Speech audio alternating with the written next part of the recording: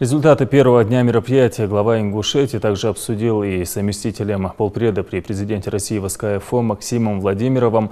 Последний отметил, что если форум будет менять площадку и проходить в одном из регионов СКФО, то через каждые 7 лет он будет возвращаться в одну точку, и можно будет посмотреть, какие перемены произошли в регионе за этот период. Спасибо, что нашли время, приехали посетить форум.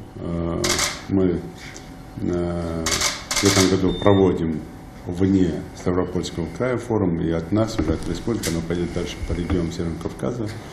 И это тоже было одним из таких пожеланий полпреда Олега Евгеньевича Белавинцева, чтобы средства массовой информации, бывая в регионах, видели все регионы Северного Кавказа. И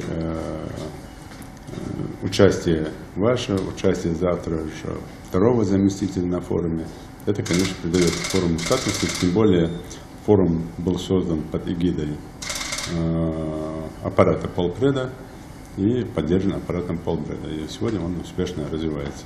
Сегодня этот форум стал, так мы говорим, мини-международным, с участием там уже представителей других государств.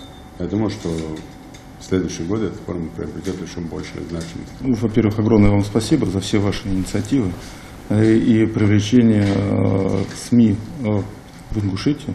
И первый, 5-й съезд, который стал региональным, международный, региональный. У вас это, конечно, ваша инициатива, которая была поддержана и прекрасно оценена и другими главами нашего Северо-Кавказского федерального округа. Спасибо им за это большое. Действительно, это было бы правильно.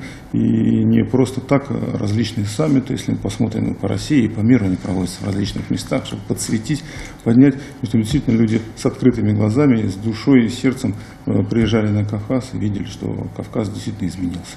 Вот, как сегодня один из товарищей сказал, вкусно, сытно, да, безопасно, интересно. Вот, очень интересно это должно быть, конечно.